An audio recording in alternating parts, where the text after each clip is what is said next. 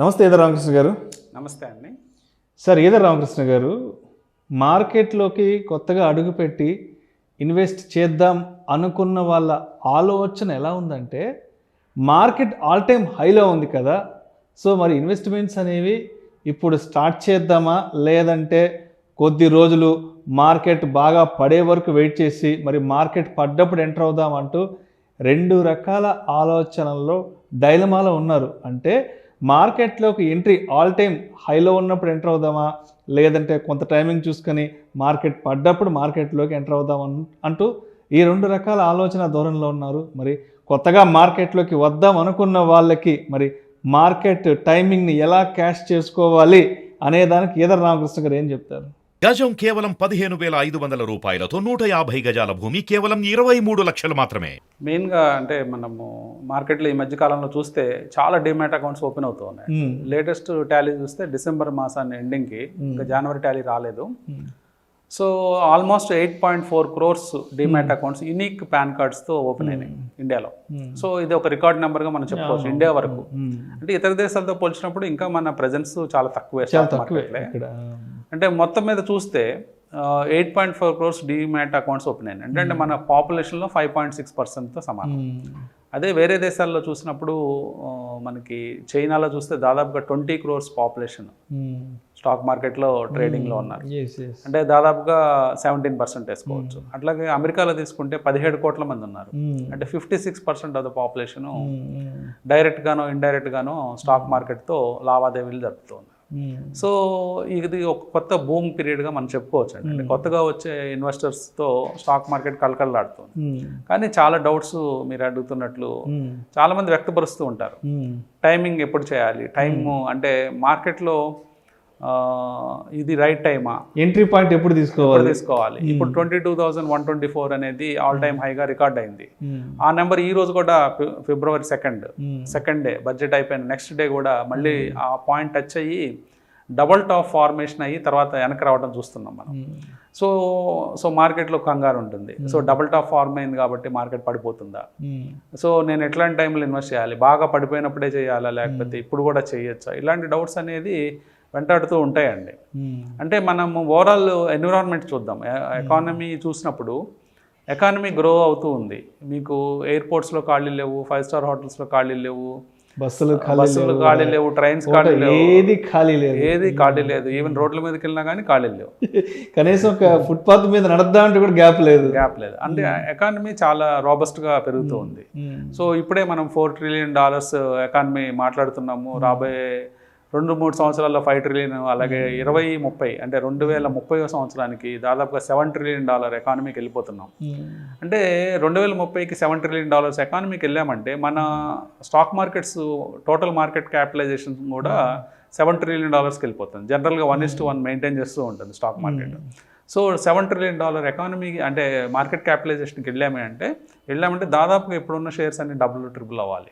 చాలా మటుకు shares, index షేర్సే దాదాపుగా 90% గ్రోత్ చూపించాలి 2030 కల్లా. అంటే మార్కెట్లో చాలా ఉత్సాహం కనిపిస్తూ ఉంది. సో గవర్నమెంట్ పథకాలు కూడా అలాగే ఉన్నాయి, అలాగే ఆ డైరెక్షన్లోనే వెళ్తూ ఉన్నారు. సో ఈ ఆపర్చునిటీ పట్టుకునేటప్పుడు చిన్న సంశయం ఏంటంటే నేను రాంగ్ టైంలో ఎంటర్ అవుతున్నామని ఒక భయం ఉంటుంది.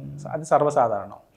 సో దీనికి ఏం చెప్పచ్చు అంటే మనం గత వీడియోలో కూడా చేసాము కొన్ని. అంటే స్టాక్ మార్కెట్లో ఎలా ఇన్వెస్ట్ చేయాలి, ఫండమెంటల్స్ ఇన్వెస్టర్స్ ఎలాంటి రూల్స్ ఫాలో కావాలన్నప్పుడు మనము టైం గురించి మాట్లాడినప్పుడు మనము ఒక రింగ్ ఫింగర్ గురించి మనం మాట్లాడటం జరిగింది.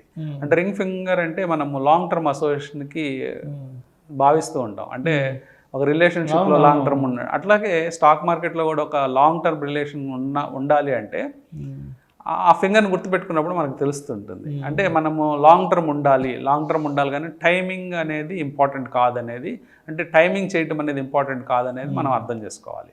అంటే మనం ఎక్కువ కాలం కనుక మార్కెట్కి టైం ఇచ్చినట్లయితే మీరు మార్కెట్లో డబ్బు సంపాదించే అవకాశం ఉంటుందండి. సో మీరు మార్కెట్కి కేవలం నేను టైం చేస్తానంటే మాత్రం కొన్ని సందర్భాల్లో ఫెయిల్ అయ్యే అవకాశం ఉంటుంది. షార్ట్ టర్మ్లో కొంత ఇబ్బంది పడే అవకాశం ఉంటుంది. కానీ టైం ఇచ్చిన వాళ్ళు మార్కెట్లో సక్సెస్ అవుతారు. అంటే లాంగ్ టర్మ్ అంటే ఎక్కువ కాలం మార్కెట్కి కనుక టైం ఇస్తే మీకు మార్కెట్ రివార్డ్ చేస్తుంది.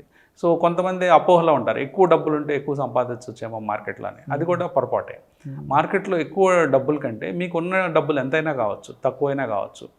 సో అమౌంట్తో సంబంధం లేకుండా మీరు మార్కెట్ కనుక ఎక్కువ టైం ఇస్తే ఎక్కువ డబ్బులు సంపాదించే అవకాశం ఉందండి. సో దీనికి రీసెంట్గా ఒక ఎగ్జాంపుల్ నేను ఏం చెప్తానంటే, మోనికా హలన్ అని ఒక జర్నలిస్ట్ ఉన్నారు. ఆవిడ లెటెస్ట్ స్టాక్ మనీ అనే ఆథర్ కూడా, బుక్ రాశారు కూడా. సో ఆవిడ ఒక రీసెర్చ్ చేసింది స్టాక్స్ మీద.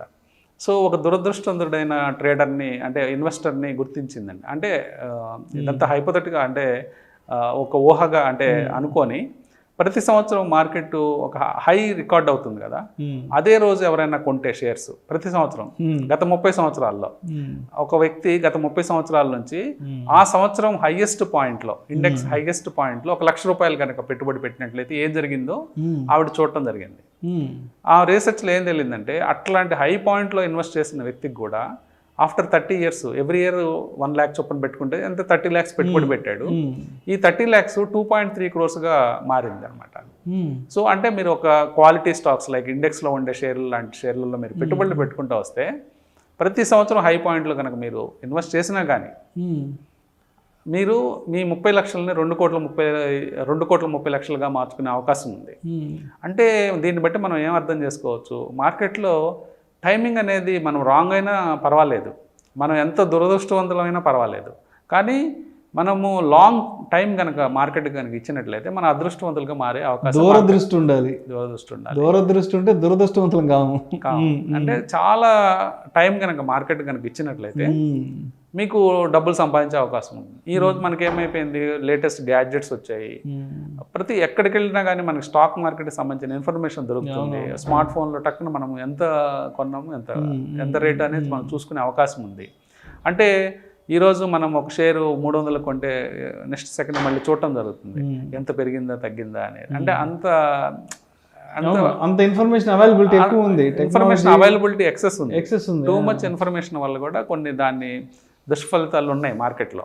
అంటే వెంటనే మనకు ఒక 10 రూపాయలు లాభం కనిపించగానే బుక్ చేద్దామని, లాంగ్ టర్మ్ అనే యాంగిల్ ఆ పాయింట్ లేకుండా పోయింది. అంటే ఎక్కువ కాలం మనం మార్కెట్లో సర్వైవ్ అవ్వాలంటే మార్కెట్కి టైం ఇవ్వాలి. మనం టైం ఇచ్చి పేషెంట్గా ఈ పాత్లో మనం నేర్చుకోవాలి. ఎలా కాంపౌండింగ్ వర్కౌట్ అవ్వాలి అంటే లాంగ్ టర్మ్ ఇవ్వాలి. ఇక్కడ అది చాలా ఇంపార్టెంట్ అండి. సో ఇక్కడ మనం నేర్చుకున్న అంశం ఏంటంటే, మార్కెట్లో టైమింగ్ అనేది ఇంపార్టెంట్ కాదు, మీరు టైమింగ్ కూడా చేయగలిగితే చాలా గ్రేట్. అది ఒక యాడెడ్ అడ్వాంటేజే. టైమింగ్ చేస్తే మీరు ఇంకా యాడెడ్, ఫర్ ఎగ్జాంపుల్ 2020లో కరోనా టైంలో క్రాష్ అయిన టైంలో మీరు ఇన్వెస్ట్ చేయగలిగితే చాలా గ్రేట్. ఒకవేళ మీకు అది సాధ్యం కాకపోయినా, మీరు టైమింగ్ చేయలేకపోయినా, 2020 పీక్ రేట్లో ఇన్వెస్ట్ చేసిన, 21 పీక్ రేట్లో ఇన్వెస్ట్ చేసిన, 22 పీక్ రేట్స్లో ఇన్వెస్ట్ చేసిన, 24 పీక్ రేట్స్ ఇన్వెస్ట్ చేసినా కానీ ఇది హిస్టరీలో వెళ్ళిపోతుంది. ఈ నెంబర్ ఇంకా పెద్ద నెంబర్కి మనం రీచ్ అవుతూ ఉంటాం. ఇందాక ఈ షో అంటే ఈ ఎపిసోడ్ స్టార్టింగ్లో మాట్లాడినట్లు 2030కి మనం $7 trillion అనుకుంటున్నాం.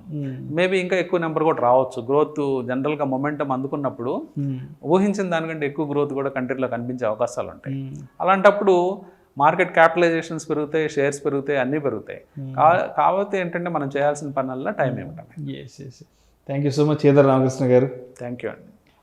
మార్కెట్లోకి కొత్తగా ఎంటర్ అవుదాము, ఎంట్రీ పాయింట్ తీసుకుందాం అనుకున్న వాళ్ళకి రైట్ టైమింగ్ ఏది, ఏ సందర్భంలో మార్కెట్లో ఎంటర్ అవ్వాలి, మార్కెట్కి మనం ఎంత టైం ఇవ్వగలగాలి అనే అంశం గురించి చాలా చక్కగా మీ విశ్లేషణ తెలియజేశారు. Thank you so much sir. Thank you.